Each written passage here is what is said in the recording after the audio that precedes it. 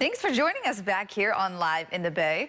Are you envious of your bestie's backyard, but you don't have the space for a lush landscape?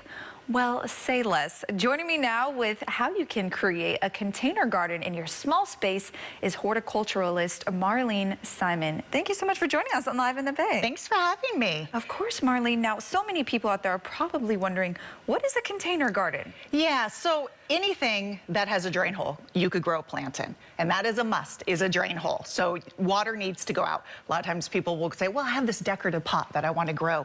If it doesn't have a drain hole, your plants are going to die. So anything could be, even an old toilet can be a container.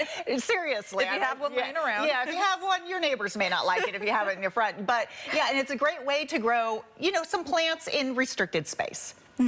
Okay, amazing. So now that we know what a small container garden is, what are some of the ingredients that might go into it? Okay, so besides a drain hole, which is a must, you have to have the proper soil. Okay. So most people kill their container plants by overwatering. So a good way to reduce that, if you're not going to change your habits, is to change the soil. And so using a succulent mix is ideal. But you could take any bagged soil and add pumice to it. So this is a succulent That mix is a succulent mix right there. It has more sand, more pumice, and less organic matter like redwood compost. And you can actually see that in here. You could see it. And if you buy any bagged soil and you are afraid you're going to overwater, add pumice, which is right next to it. Ah, okay, this is the pumice. Yes, and that will create a lot of aeration. Plants need air. They'll be faster to drain. If you are the opposite and you don't like to water your plants, add peat moss.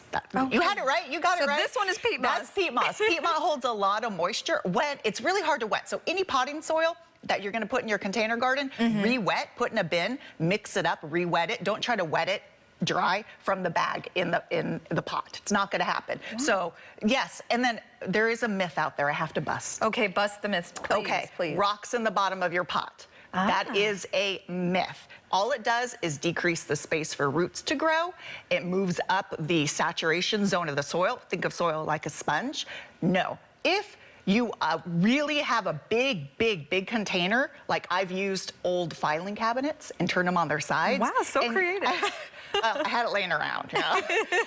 And you know the roots aren't going to go all the way down. You could fill the bottom up with packaging peanuts. Something that's going to take up space and be light and not break down. Okay. So don't use the ones that are made of cornstarch that dissolve.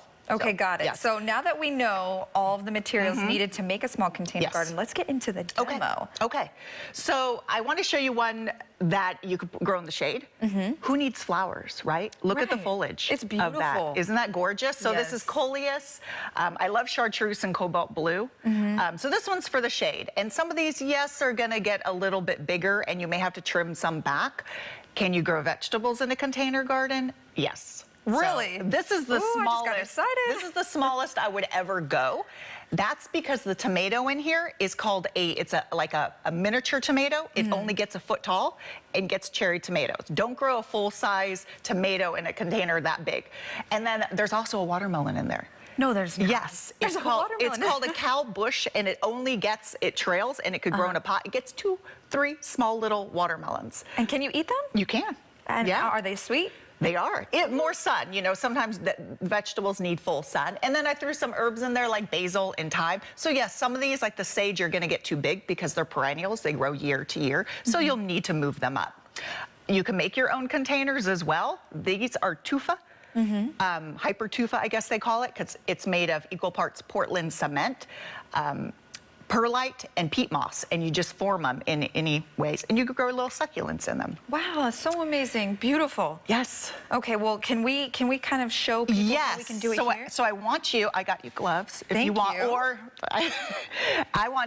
I'm gonna take this out, right? Okay. Okay. So the first thing you usually do when you take and want to put a plant into a pot is loosen up the root ball. You sort of want to get so go ahead, take the plant and just start teasing the roots apart. You could use a screwdriver. Don't be afraid. Like this? Yeah, don't be afraid. See how they're circling? Oh, okay. Yeah, be a little, you can take some aggression out. You can take some aggression out. See, you just pull it, okay. right? You never want to work, if this was bone dry, you wouldn't want to do this. If it was a day wears 100, you wouldn't want to do this.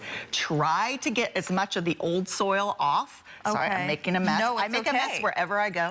And then, you know, you just sort of want to tease the roots so they're not circling. A lot of people kill their plants when they put them in because they're circling in pot bound. So make sure that if you are going to repot a plant, you want the roots to not be circled, and you want to kind of pull them out. And, and you don't have to be gentle. There's a balance, There's right? a balance, okay. There's a balance. Not as gentle as mine.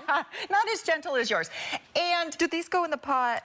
I'm going to have you stick it in here if possible. So I already put soil in here. Just go ahead and dig a little bit more. And then just stick it in there because I like that color combination. That color does really nice. So you only want to plant something where the top of the soil line is going to be like the same as it was in the pot. Go ahead, stick that in there. There we go, little guy. We'll probably have to, like, you know, redo it a little bit. And then that color looks nice. It looks nice, right? Yes. Always water your plants in once you pot them, except for succulents. Wait a few days. They're very susceptible to transplant and rot. So succulents, you wait a few days. Leafy plants, you water in right away until water flows out the bottom. This is tape, like drywall tape, at the bottom of the hole so the soil doesn't pull out. If you don't have that, just use a coffee filter so the water goes out, and then this will dissolve by the time the root ball fills in. So it sounds like we have everything we need. We're going to continue to make this, but thank you so much, Marlene, for showing us a little bit more about the container garden. Thank you for letting me make a mess. Of course. We love messes over here. And if you would like to create your own container garden, just head to liveinthebay.tv.